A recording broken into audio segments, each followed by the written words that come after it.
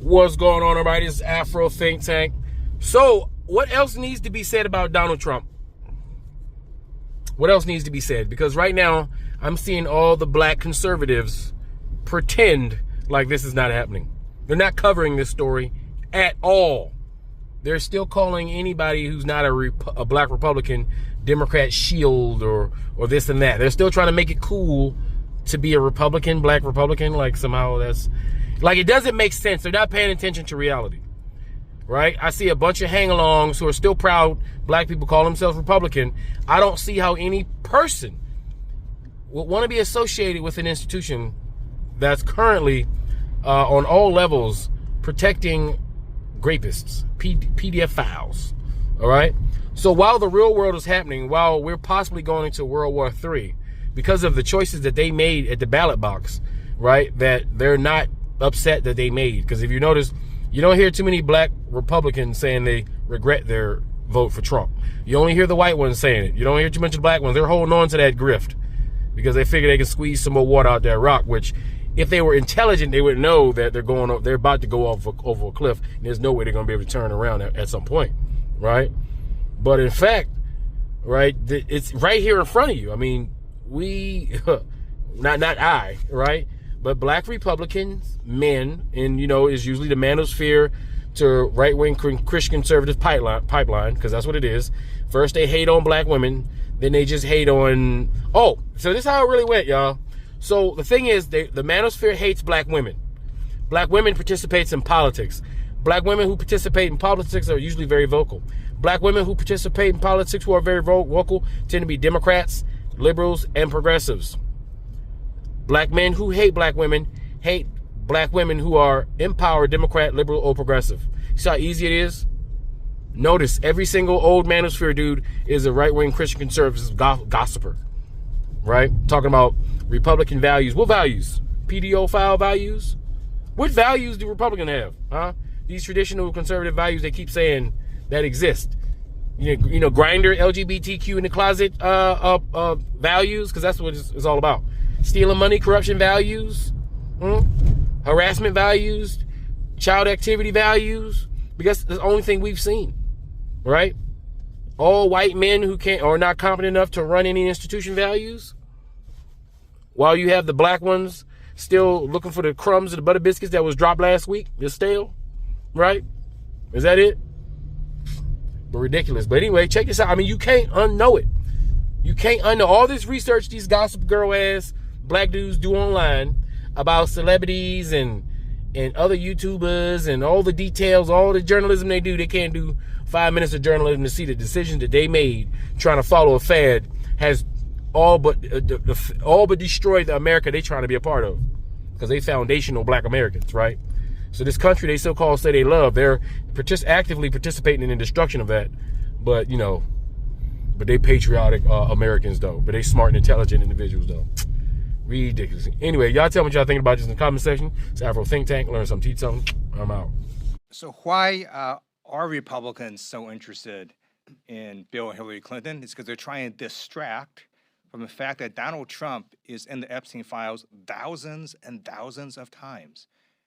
In those files, there's highly disturbing allegations of Donald Trump raping children, of Donald Trump threatening to kill children. So I encourage your press to go look at these allegations, and I'm highly disturbed that Deputy Attorney General Todd Blanche just got the law wrong. Yesterday, he said, essentially, that it is not a crime to party with Jeffrey Epstein. Well, that's actually not correct. If Jeffrey Epstein was human trafficking minors for these sex parties, and you show up and patronize the establishment at that party, yes, you're guilty, because patronizing is part of the law, of the federal sex trafficking law. So Deputy General Todd Blanche just got that wrong, which maybe explains why they aren't investigating all these folks, including Donald Trump. He needs to read the law and investigate these people. He also needs to resign, not only for not knowing the law, but a massive, not only screw up, but the biggest privacy violation in history. They release a lot of pictures of minors unredacted, just violated the privacy of these girls.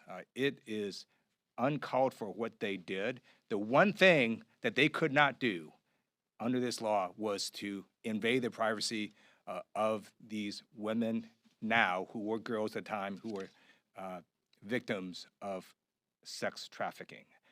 Also, he met with Ghislaine Maxwell, moved her to minimum security prison, and then got a puppy for her. So for all those reasons, he's just got to leave the Department of Justice. They've all been protecting him for years. And now mainstream media is finally being forced to acknowledge this. The FBI has had this information at this point for literally decades. We were talking about Katie Johnson and her testimony 10 years ago all the time, all over the internet.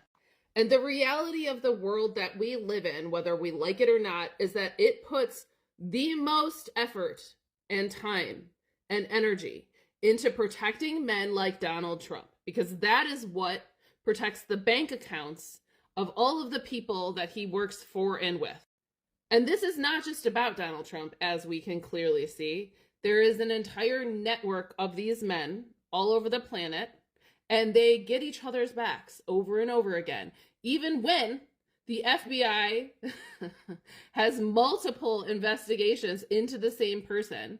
If it's going to continue to benefit the blackmail needs and the bank accounts of the men up at the top, these people are going to walk free, and they're going to continue to assault little girls, and no one's going to stop them. As we can clearly see yet again, this man is sitting in the highest office in our country right now with literally zero fucking consequences for something that happened in the 1980s. And that witness was so credible, they believed her account, her testimony so much that it was part of what put Ghislaine Maxwell in jail, who is still sitting there in jail. And this man is fucking out yapping and playing golf. Because more times than not, men don't face any fucking accountability for the shit that they do. It's women who end up paying the consequences. This is probably not the headline you want to see the day after your victorious hour and a half, almost 2 hour State of the Union address. Front page of the New York Times. Epstein files are missing key records about women who made claim against Donald Trump. We can talk about everything he said in the State of the Union address, but casting its shadow over all of that discourse is this. This will always be in the background of that. Donald Trump is accused of doing horrible things to children, and the Department of Justice is actively covering it up against the law, against a law that Donald Trump signed, was passed almost unanimously. They're covering it up to protect pedophiles. That's a fucking cult. That's an absolute 100% cult. This is the only thing we should be talking about. Is the Department of Justice breaking the law? New reporting confirmed by MS Now shows key Epstein documents have been withheld, including at least 3 FBI interviews with a woman who accused Donald Trump of sexual assault when she was between 13 and 15 years old. Donald Trump has always denied any wrongdoing. Roughly 3 million files have so far not been released. The department says they were duplicates or unrelated. Deputy Attorney General Todd Blanche said the DOJ has complied with the law, insisting they did not protect Donald Trump. Is any of that believable? Epstein survivors, who will be in the audience tonight at Donald Trump's State of the Union, are still demanding full transparency, arguing even before today that they have not gotten it, leading some, including the brother of Virginia Giuffre, to argue that what we're learning today proves there is more there.